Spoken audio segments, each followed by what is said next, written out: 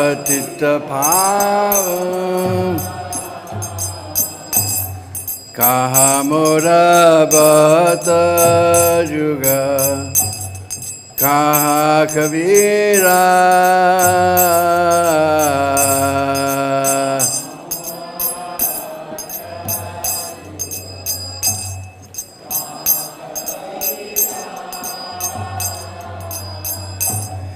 Ekakale kota kela gora natara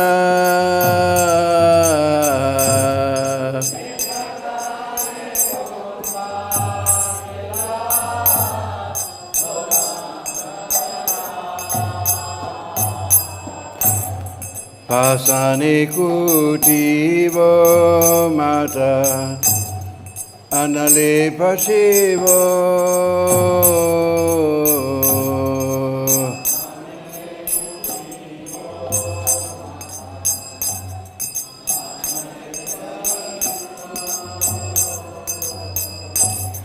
Goranga Gunera Neri Kota Gila Pavo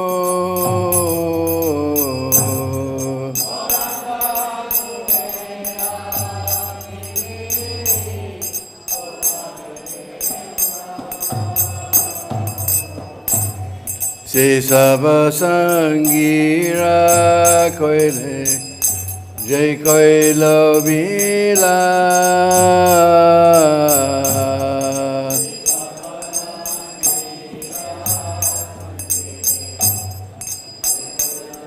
bila se sangana paya khande narotamada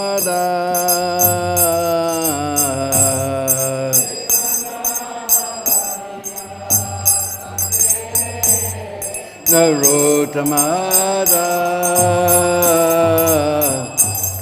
Se Sangana Paya Khande Narotamada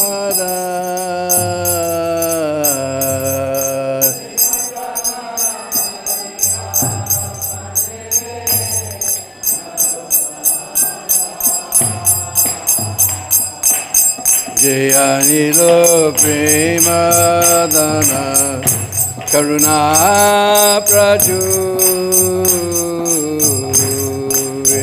Ilo Premadana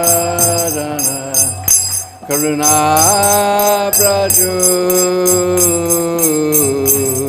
Eno Prabhu Kota Gela Charya Thakur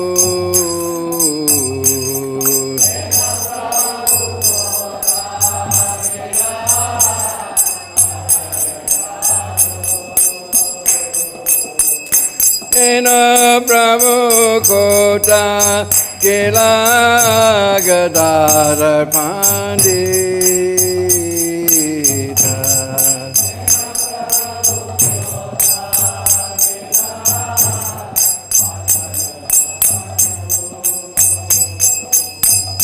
Eno Prabhu Kota Kela Bhaktivinod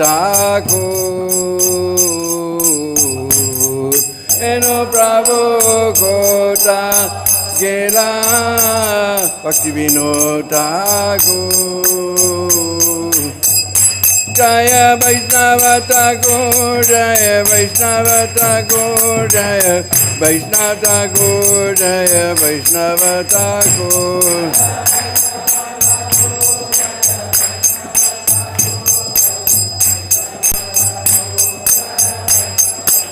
Jaya Vaishnava Thakur Jaya Vaishnava Thakur Jaya Vaishnava Thakur Jaya Vaishnava Thakur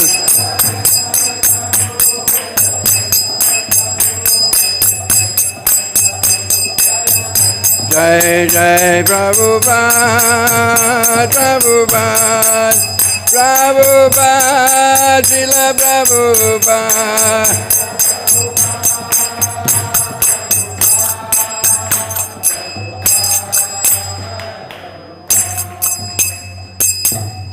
Ananda Guri Vaishnavrinda ki.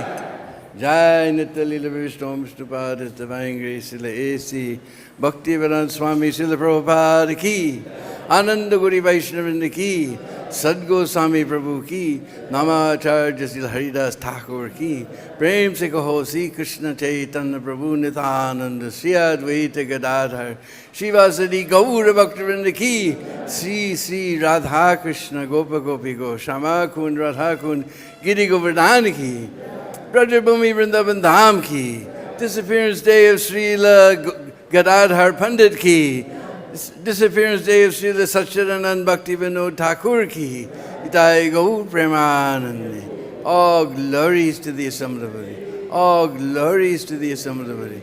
All glories to the assembled devotee. All glories, all glories, all glories to Sri Guru and Gauranga. Glories to you, Srila Prabhupada.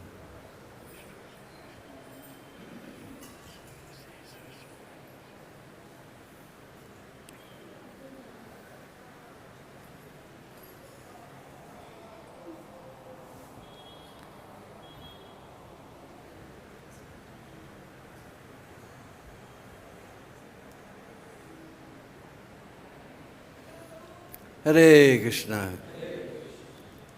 So today is very, very extremely wonderful day for all of us. It's the disappearance day of Sri Gadadhar and disappearance day of Satchidanand Bhaktivinod Thakur. So somehow this very fallen soul has been asked to speak about these great personalities, so you please give me your blessing so that I may say something in their honor. Hare Krishna.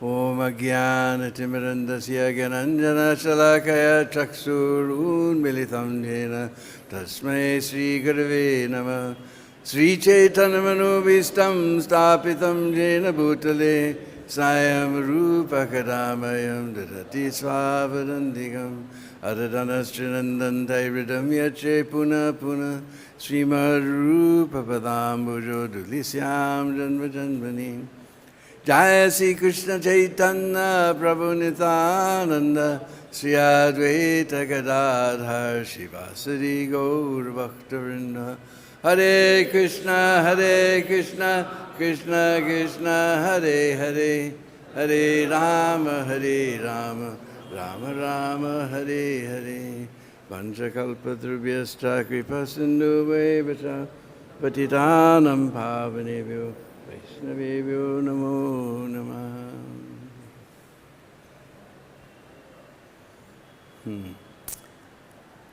So first of all, we'll try to speak something about Srila Gadadhar Pandit. As we know, Gadadhar is part of the Panchatattva. I can't remember who gave class the other day. They gave a whole explanation about Panchatattva, so we won't bore you with that today, because you've already heard a couple of days ago. But Gadadhar, we see the Panchatattva, 3 are the worshipable. Sri Krishna Chaitanya, Prabhu Nityananda, Sri Advaita. These are all Chaitanya Mahaprabhu, he's Krishna himself. Just like one time, Prabhupada hadn't come to America for a very long time. So devotees, but he was in India, and he kept getting one program after another program, and people were saying, should we send the bees? He said, no, don't send, I'm just now coming. And we know this is a famous saying in India, just now coming, and they don't come. Prabhupada would get another program, so it was a very long time. So there were some people who had been waiting for over a year for first initiation. So the question came, should they get second initiation? So Prabhupada called these, there was I can't remember how many people. But anyway, he asked the first devotee, he said, who is Krishna? He said, Supreme Personality of Godhead. So you can take Brahman initiation. Second devotee asked, who is Lord Chaitanya? He said, most munificent incarnation of Krishna. Prabhupada said, no, he's Krishna himself. You can take Brahman initiation. So he's Krishna himself. And Sri Krishna Chaitanya Prabhu Nityananda. So Nityananda, he's none other than Balaram. Brijendraనందన Jai Sachi Sutta Hoilo Se. That Brijendraనంద, who was previously Brijendraనందन Samsundar, has now come as Sachi Sutta. And Balaram Hoilo Nitai. And Krishna's expansion, his brother's first expansion, is Balaram. So he's also in the category of Bhagavan, worshipable.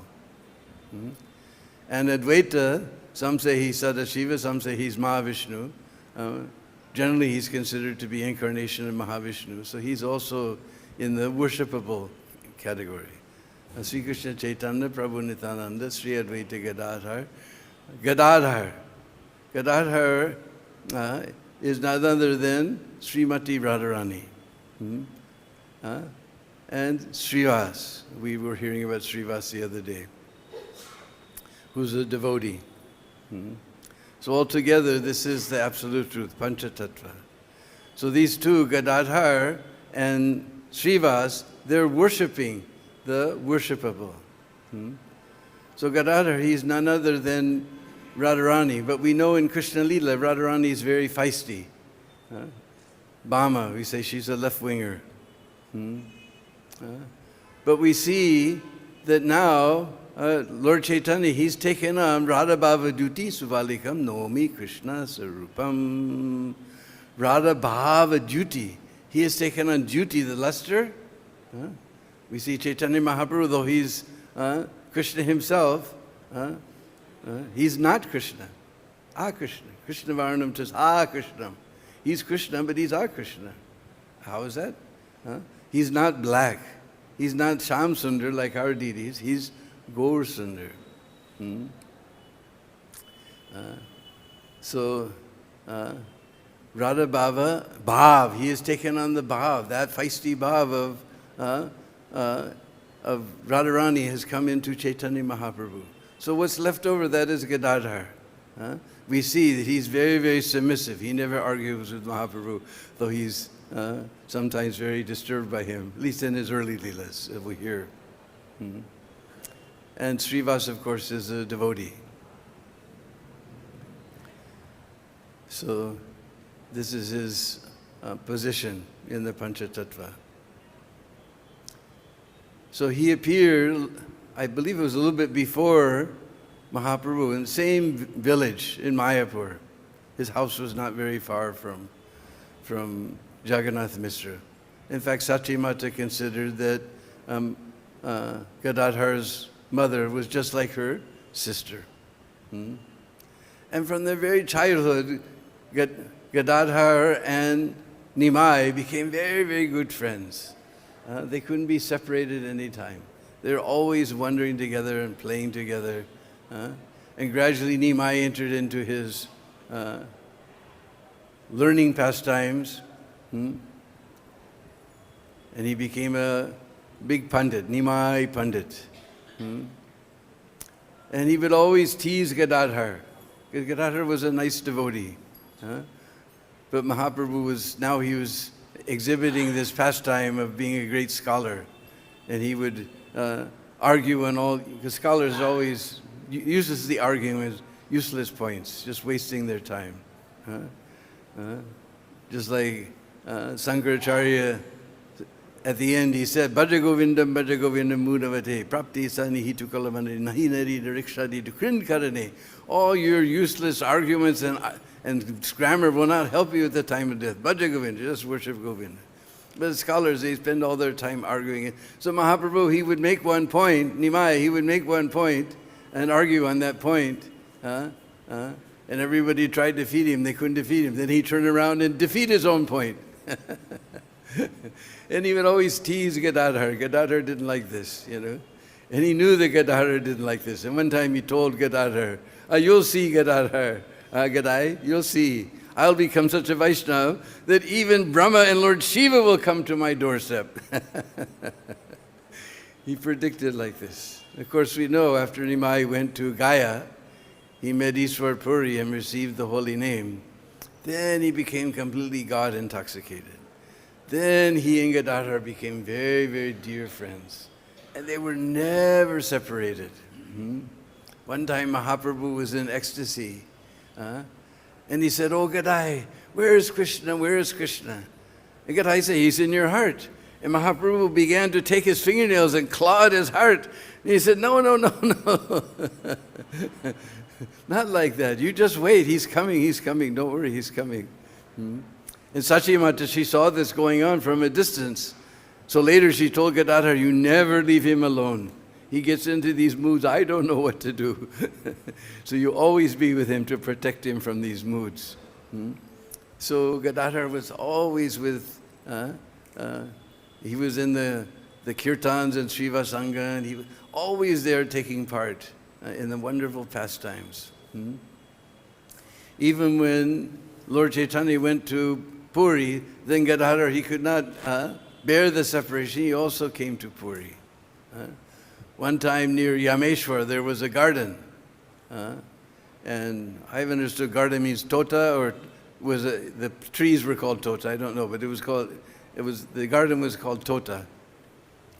And there Mahaprabhu began to dig, and finally they pulled out a wonderful, beautiful deity of Gopinath.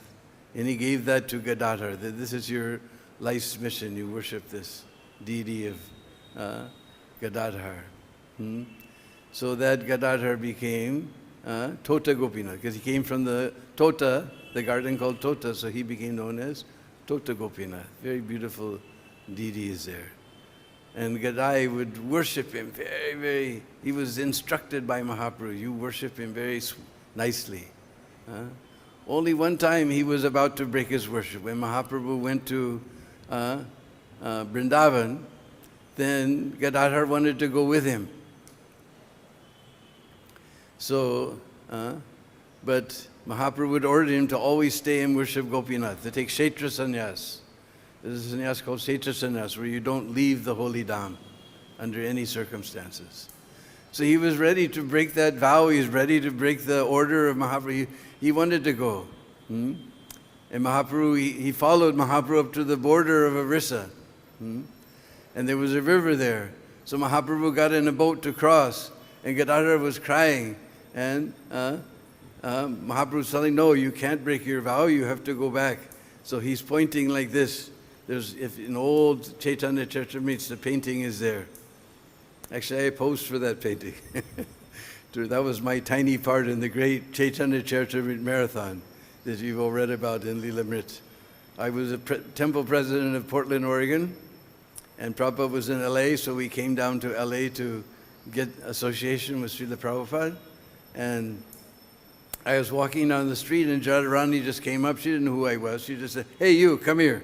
We need somebody to pose," because they had to do the paintings real quick. So just by imagination is a little bit hard, but if you have somebody posing, it's easier to draw quicker, So they grabbed me. So I was Chaitanya Mahaprabhu sitting on the boat telling Gadadhar Pandit to go back. Gadadhar Pandit is fainting. She wasn't satisfied with any of my faints. I had to faint many times.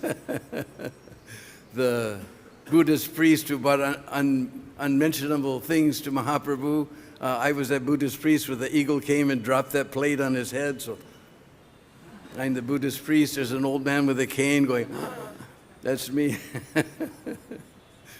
And Mahaprabhu went to Nandagam.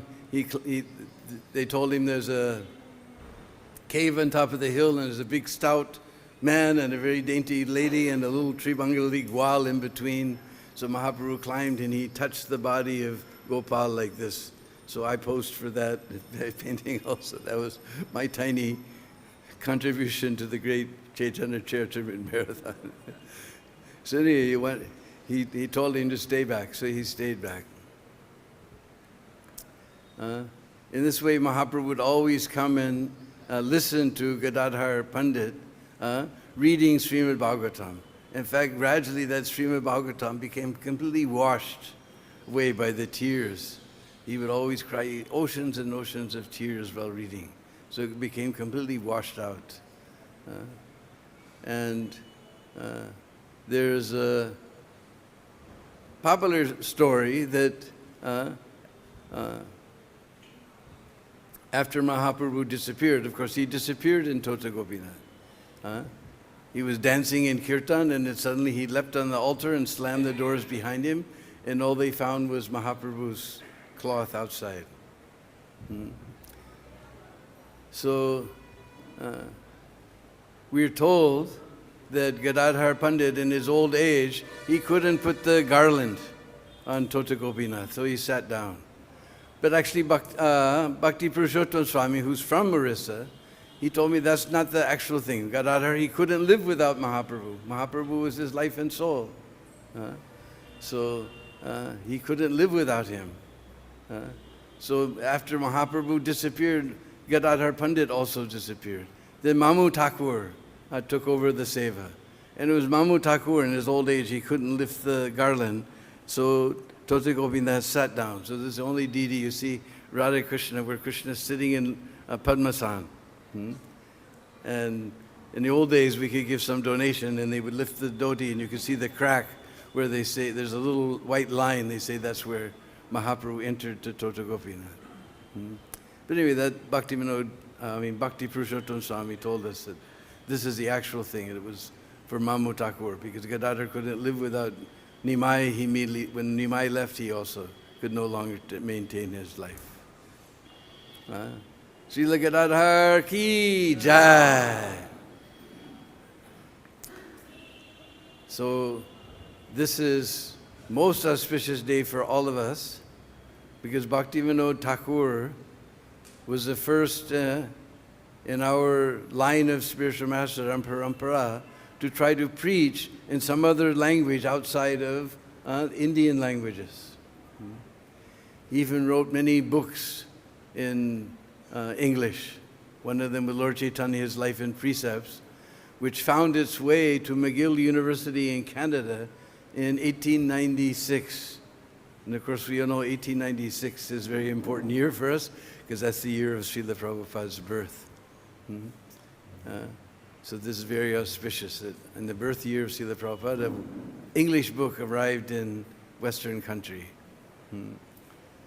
So, and he predicted that very soon someone will come and spread the holy name all over the world. And of course we know that is none other than our dear Srila Prabhupada. Srila Prabhupada ki. Just to show Bhaktivinoda Thakur, some of his writings are in English. He even wrote a beautiful poem in English. Now we can all remember from our school days that sometimes our teacher had us write a poem, isn't it? And we just broke our heads trying to get some inspiration and try to write some rhyming so that we'd have nice meter and rhyme and everything. We break our heads. That's in our own language. Now this poem by Bhaktivinoda Thakur is written in English language, which is not his mother tongue. But you just listen. Even my dear godbrother Mangalananda has put music to it. So this is called Sahagrahi Vaishnav, that Vaishnav who only takes the essence. Alas for those that spend their days in festive mirth and joy, the dazzly, deadly liquid forms their hearts for air employ. The shining bottles charm their eyes and draw their heart's embrace. The slaves of wine can never rise from what we call disgrace.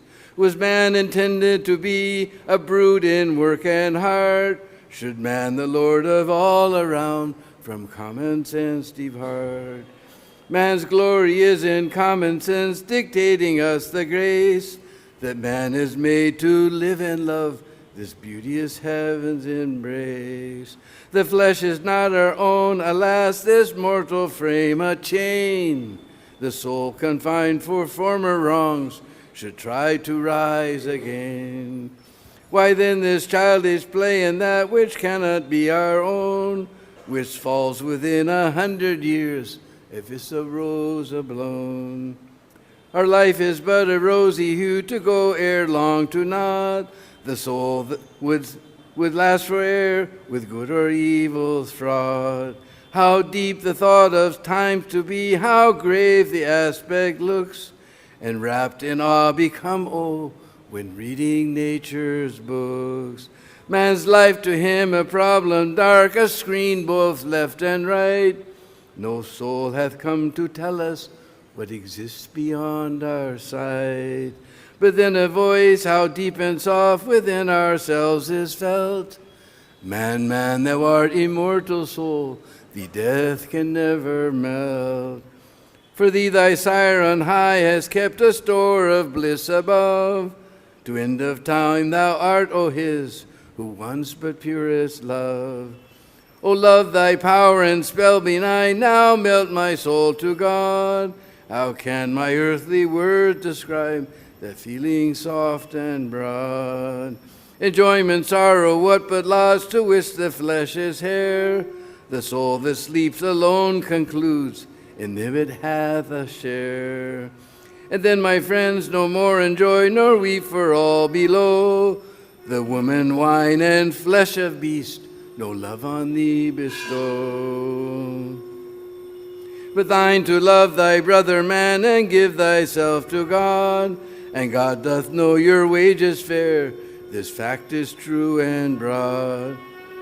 Forget the past that sleeps, and ne'er the future dream at all, but act in times that are with thee, and progress ye shall call.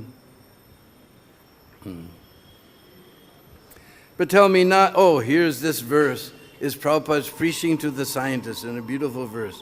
But tell me not in reasoning cold, the soul was made alone, by earth mechanics, lifeless rules, and to destruction prone.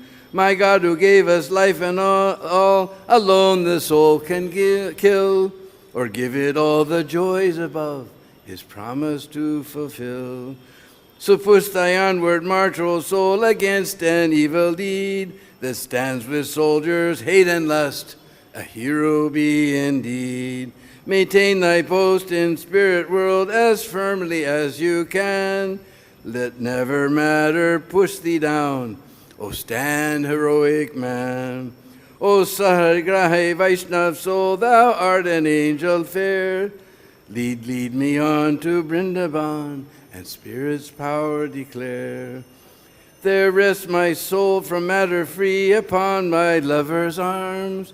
Eternal peace and spirit's love are all my chanting charms. Eternal peace and spirit's love are all my chanting charms. Are all my chanting charms. Are all my chanting charms. So this was written by Bhaktivinoda Thakura, not his mother tongue, but so beautiful rhyme, perfect meter, so wonderful. Hare Krishna. Srila Bhaktivinoda Thakur ki jai. So Bhaktivinoda, he appeared in this world in 1838 in a village, that time was known as Ulagam, now it's known as Bir Nagar. The house is still there. And somehow they later moved to, well, there's two villages, Choti Mangalpur. He lived in that Choti Mangalpur area in Orissa. Although they were Bengalis, they were living, his family lived for many years in Orissa. And Bhaktivinoda Thakur, he appeared in a very aristocratic family, very wealthy family. But later, due to, as we know, Lakshmi sees chanchal. She never stays with, somebody becomes very wealthy, and then after a few generations, all the wealth is gone. So they fell in hard times. They had to move to Choti. There he got his first job as a teacher in a nearby village at 22 rupees a month. That was his salary. So, and he used to go by Pelican, because those days it was aristocratic people would travel by Pelican, and there would be 6 people that would carry it, 2 in the front, 2 in the middle, and 2 in the rear. And then there was 4 others that were extras that came along. He would go and come. They tried to preserve that palanquin, but somehow it got lost. It's deteriorated and got lost. And later, and when he appeared, at that time, Vaishnavism was in a very sorry state.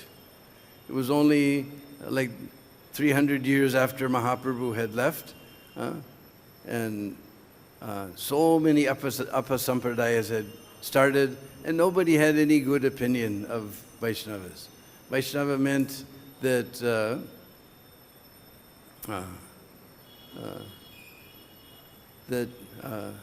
you just needed an excuse to beg, just a beggar. They would go on the street and chant to collect some money and fill their belly in this way. And otherwise, so many strange practices had developed. We won't go into that. But they were completely morally depraved. So no gentleman had any, hardly any gentleman, I shouldn't say no, but hardly any had any respect for the Vaishnavas and Vaishnavism due to these Sampradayas and all these horrible practices. Practically lost. And even Bhaktivinod himself, he was, because at that time British was ruling, so they were putting emphasis on, learning British literature and things, and he studied in Christian schools and something. He also read the Bible, so he knew the Bible backwards and forwards. And he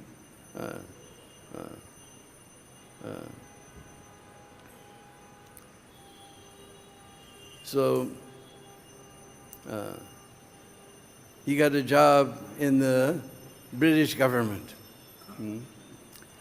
And at that time, he was filled with so many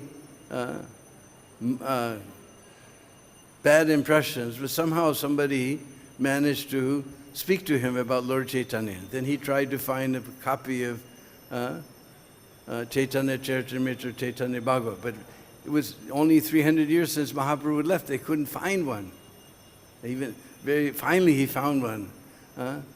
And he said, I gained a little faith in Lord Chaitanya, but I couldn't understand why he emphasized this morally depraved Krishna, who had so many bad, he was a debauchee. How was he worshipping this Krishna? But gradually as I studied, and as I began to chant the holy name, because it's by service, it's not by scholarship that we will understand Krishna. Krishna is unlimited, and we're tiny, we're limited, finite. How will that finite being understand the infinite? It's not possible. But that infinite being, because he is infinite, that means there's nothing that he can't do. So if he wants to reveal himself to the finite being, who will stop him? The finite can't understand the infinite, but if he wants to reveal himself, he's infinite. He can do with anything. So how does he reveal himself? When one worships with love. When one worships with love. Bhajatam priti purvakam. Priti purvakam. Then dadami buddhi yogatam. I give. Krishna reveals himself. When we worship with love. So by chanting the holy name and reading some more, then Bhaktivinoda Thakur finally understood the real truth about Krishna. And he began to try to wake up his fellow Bengalis to the great wealth that they had, that was being completely lost because of all these groups. And he made so much propaganda against these Sampradayas. Bhaktivinoda Thakur was one of the first. He was probably the most, since the appearance of Chaitanya Mahaprabhu, he was probably the most important Vaishnava who appeared on this planet. And he changed the whole course. And somehow or other because the British, they recognized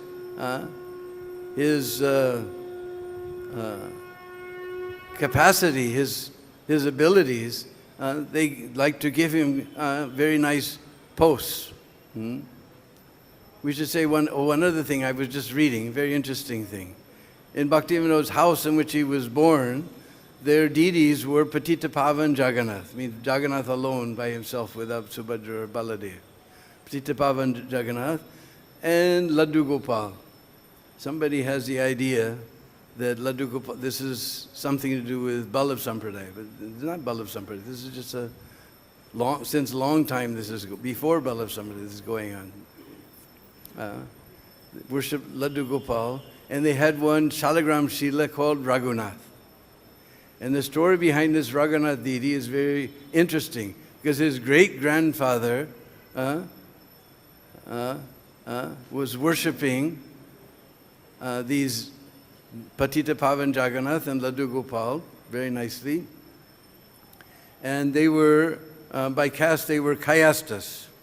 Because he was Bhaktivinoda was given, at his birth, he was given the name Kedarnath Dutt, with Kayastas. And Kayastas were considered, some people, to be somewhere between Kshatriyas and Vaishnavas, and some people Sudras. Now, Varnashram I can understand very easily, but the caste system I'll never figure out. But anyway, some people consider them to be Sudras. Anyway, they maintained a place, because his great-grandfather was very wealthy, that any Brahmin or any Vaishnava who came, they would supply him with a place to stay, and they would supply him with ingredients to cook, because they were considered to be a lower caste, so the Brahmins liked to cook for themselves. So they would supply everything, and many people came and took advantage of their hospitality. Then one day, one unknown Brahmin came. Now this was strange. In the village, everybody knows everybody. You even know everybody in the next village and the next village. Everybody knows. So this Brahmin, nobody knew. They couldn't understand. So he meant that he must have been coming from a faraway place, because he was unknown in that area at all. And it was very strange. He just had one little bag on his shoulder, like this, little bag on his shoulder. You would think when traveling you would have, we need 2 Samsonite suitcases to travel.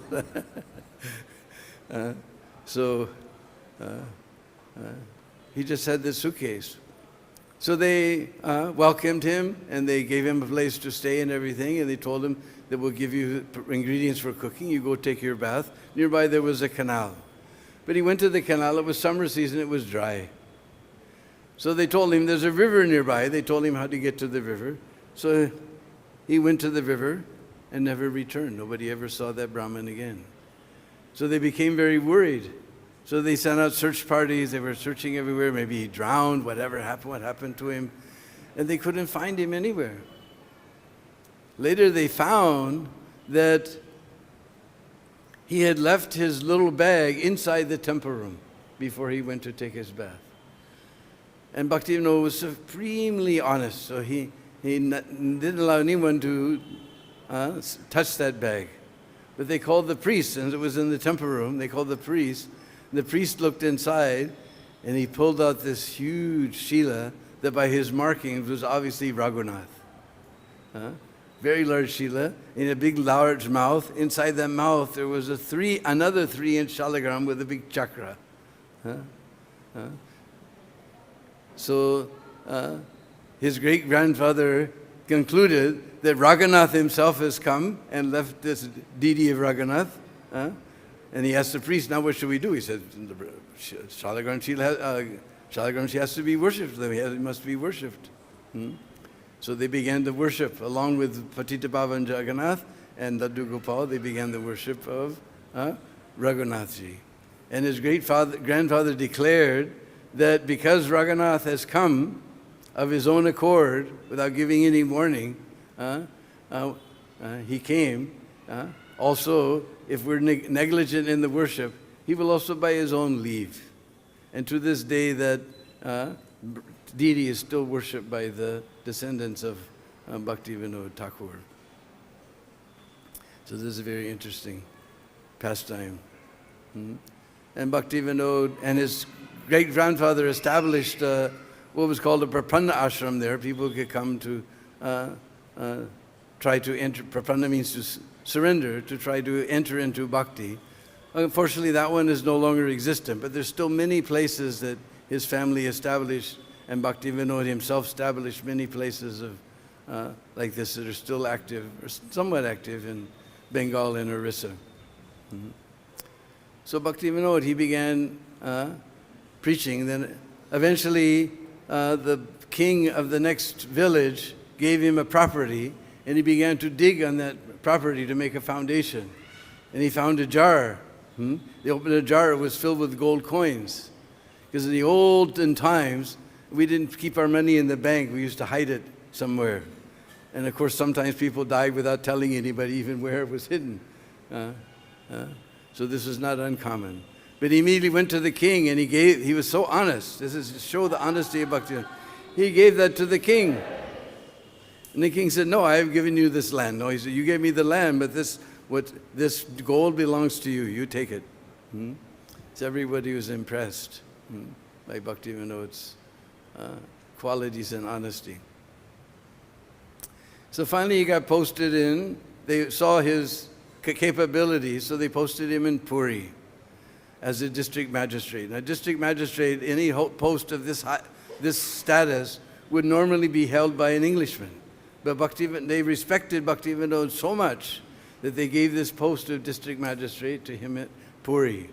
And he corrected many malpractices. In fact, it was he who instituted that they have guards around the wheels so that no one can be crushed by the wheels of the Rath. Bhaktivinoda was the first one to do this. And he rectified the times of the offerings, and many, many things he did. One night in a dream, Lord Jagannath came to him and said, I didn't bring you here to deal with legal matters and management.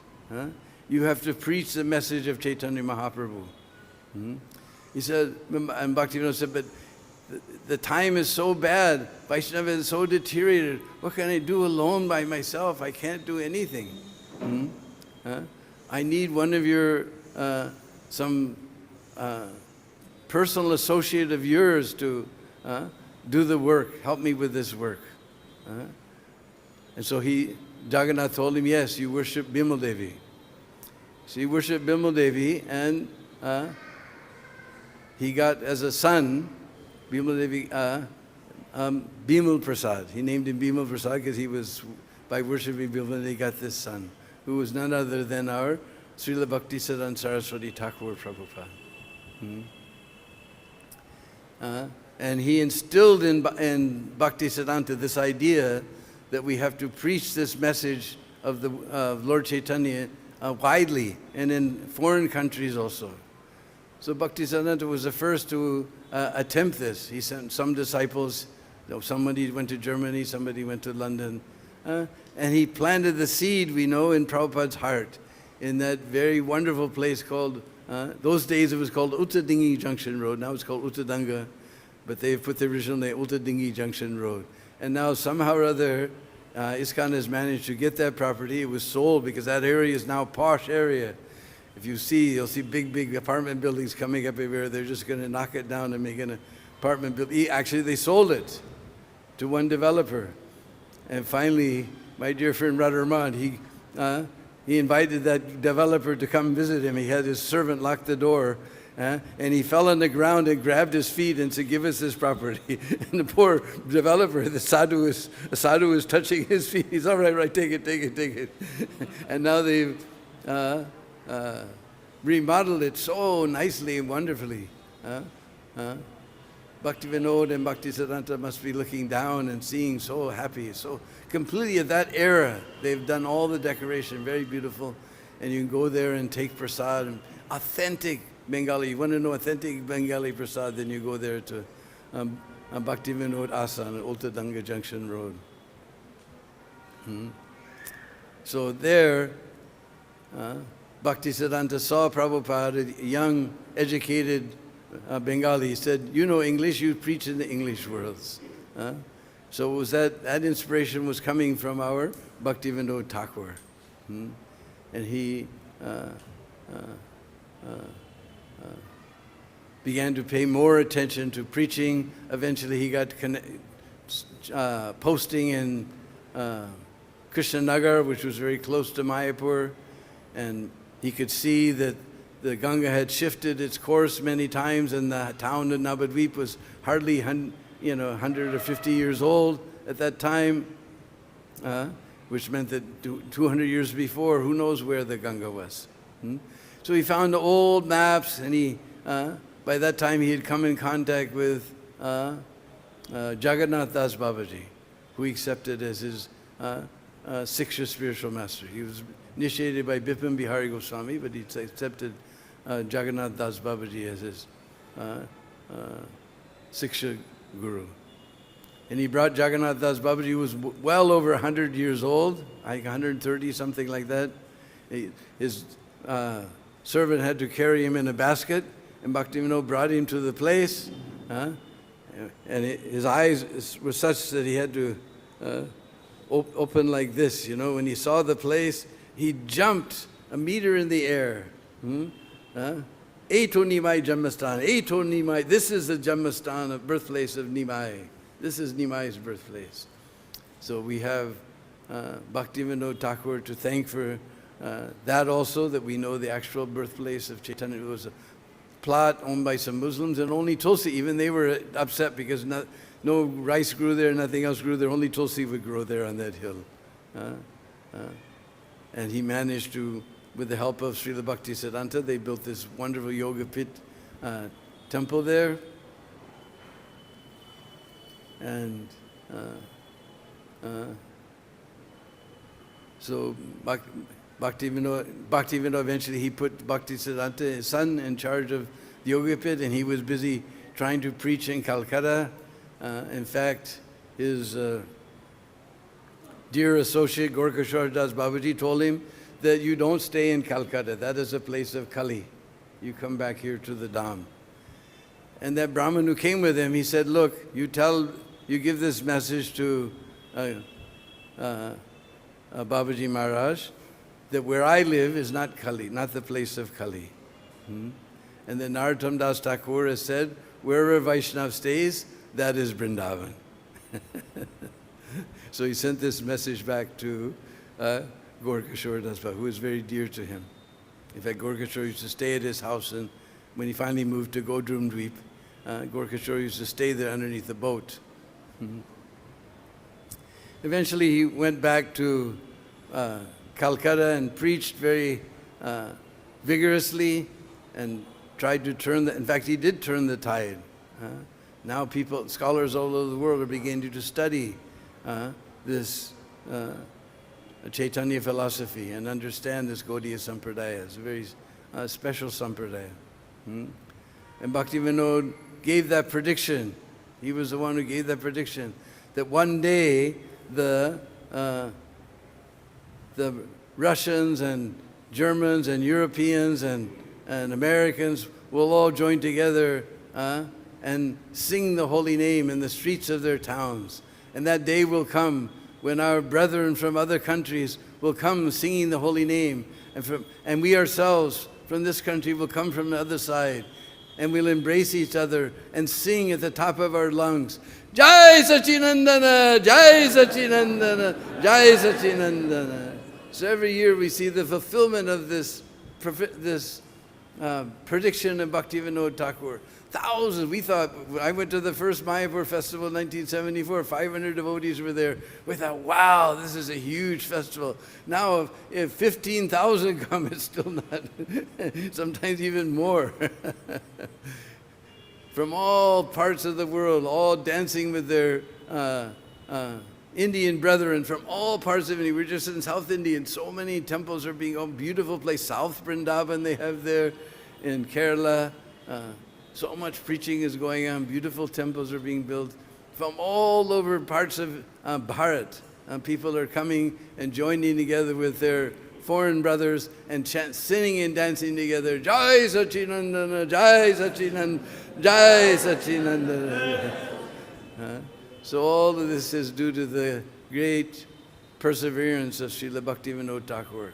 And somehow or other he managed, I think it was 13 children, something like that. By his first wife he got one child, but 10 months after his birth, then his wife died. So then he married Bhagavati Devi, who bore all the rest of the children. I think Bhaktivedanta number 6 or something like that. Bimal Prasad. One time he took, when he was staying there in Godrum, he took Bhaktisiddhanta with him, and they went to Kulinagram, which is very famous in Chaitanya Leela. Many associates of Mahaprabhu were there. So they arrived at night, so they found a small temple on the outside of the town, and they got to stay there. Then they entered the town in the morning, and people said, where have you come from? Where did you spend the night? And when they told them we stayed at that temple, how could you stay at that temple? There's a Brahma Rakshas there. Anybody who comes, he throws bricks and stones at them. Yes, Bhaktivinoda said, he tried to bother us, but I chanted the holy name and he went away. He said, but he was always constantly chanting the holy name. Yes, but he was chanting with offense. He was very morally corrupt, and he was chanting with offense. So he became a ghost. But by hearing the name from a real Vaishnava, he has been liberated. And nobody ever found any disturbance at that temple after that, after Bhaktivinoda had come there. And Bhaktisiddhanta had come there. And on this day, this Amavasya day in 1914, I believe it was, well, before this, Bhaktivinoda almost disappeared. People could not understand, but actually he was in samadhi. Because he was, in his old age, his material body was stricken with very painful arthritis and so many things like that. Just like we see now, I can't sit cross-legged here anymore. So these things happened. And so he was hardly moving and hardly responding to anything because he was actually in samadhi. But his relatives misunderstood. And they took him to Calcutta, but nobody could cure him. Then they brought him back, and it seemed like he was going to leave his body. And those envious people who had ruined Chaitanya Mahaprabhu's mission, they were very happy. Say, now he's got his karma. He offended so many Vaishnavas, now he's got his karma. So Bhaktisiddhanta couldn't tolerate this. So he went to Bhaktivinoda and he said to him, you must stay way longer. You have much work to do. And these people, these offenders have to be saved. And all of a sudden, Bhaktivinoda, he came back, all his locomotion, all his movements came, everything came. Then those offenders, when they saw Bhaktivinoda return like this, they all came and surrendered under him. So finally, on this day in 1914, he was staying in Bhakti Bhavan, I believe, in Calcutta. And towards the evening, then he left his body. But unfortunately, Bhaktisiddhanta couldn't. He'd gotten a telegram, but this is, as we see, this is rainy season. We're seeing in the papers every day, there's floods everywhere. We almost had, there was a big lake out in front of my room a couple of days ago. So everywhere was flooding and flooding, so everything was flooded. The trains weren't running on time, so Bhaktisiddhanta Saraswati couldn't get there in time for his last rites. And the other foolish family members, not recognizing him as a Mahabhagavat who should be put in samadhi, they did his dahan sanskar, burning. They took him to the Kriya and burned him and put the ashes in the Ganga. And Bhaktisiddhanta was very upset, and he told them that no, you should have done things according to the Vaishnavas, not according to the Smartas. We have this Hari Bhakti Vilas and Archana Deepika, something like that. And he went to his mother, he said, this is not a sad day. Our Prabhu has entered into the eternal pastimes. And she said, yes. And before he left, he mentioned you many times. He gave all his blessings on you. And he repeatedly told that you should preach vigorously this message of Lord Chaitanya. So he told Bhaktisiddhanta. So in So later in January, our Bhaktisiddhanta Saraswati Thakur established a Pushpa Samadhi of Bhaktivinod Thakur in Godrumadweep, where he had his Navadip Mandal house in Godrumadweep, which is, I believe, I think it's Nandagram. That's Nandagram? Oh, Srabikund. Yeah, Srabikund. Godrum, yeah.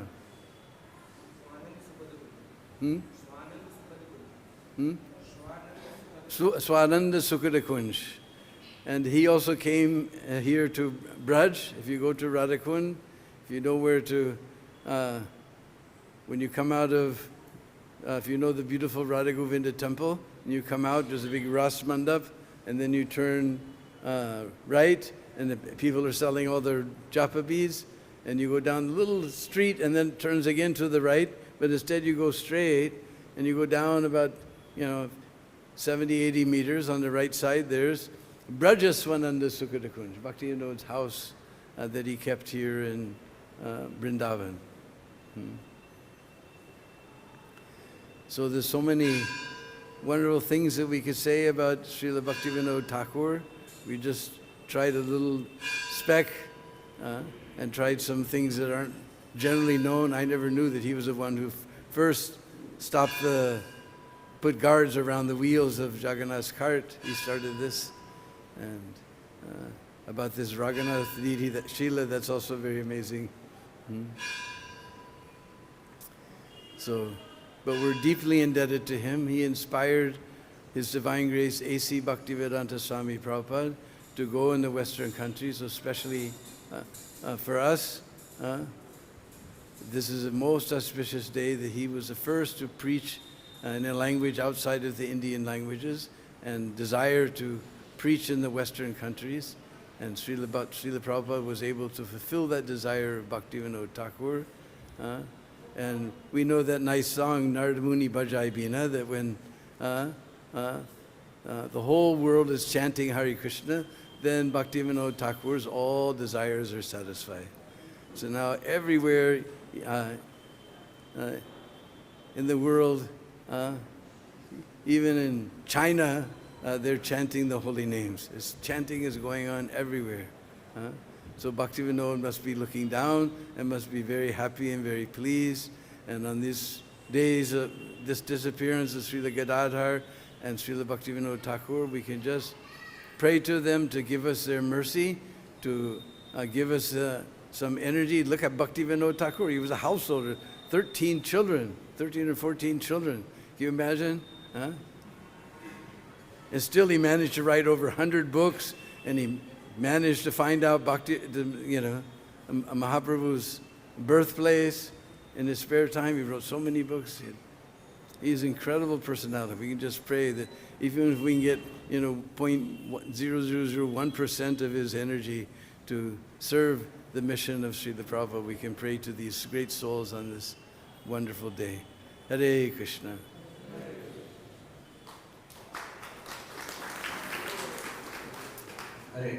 So maybe somebody would like to add something, or... Oh, I forgot my favorite story. All right. Anyway, what's your question? I can give blessing to everyone, and this blessing will last lifetime or some time. That's up to you. Anyway, I forget.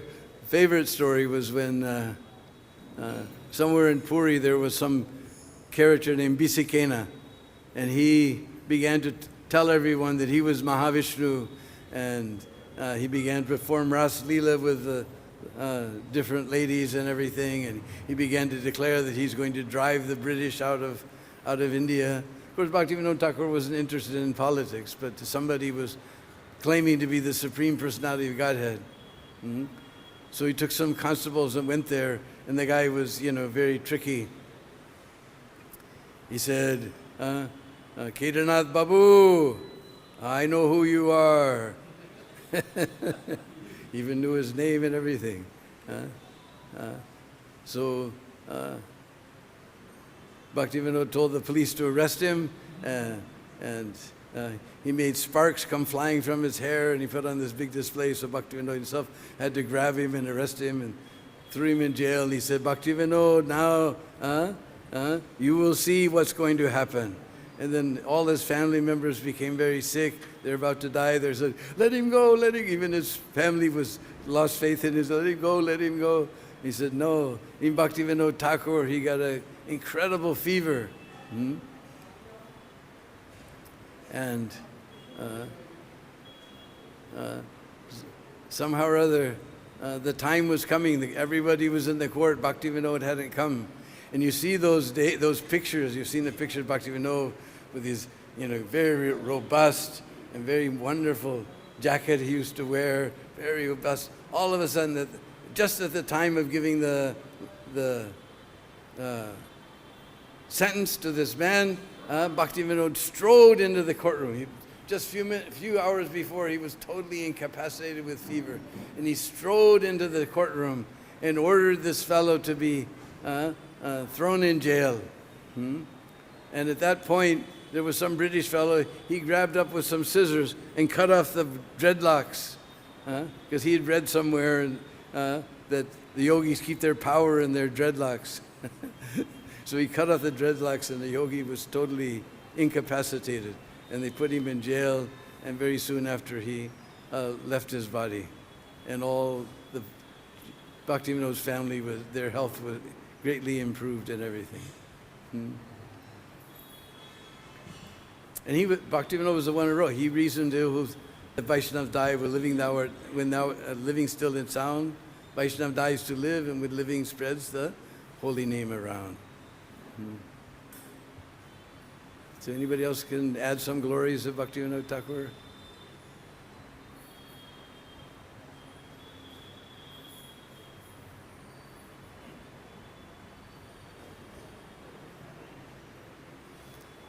Okay, Srila Bhaktivinoda Thakur ki jai, Srila Gadadhar Pandit ki jai, Divine Grace, Srila Prabhupada ki jai.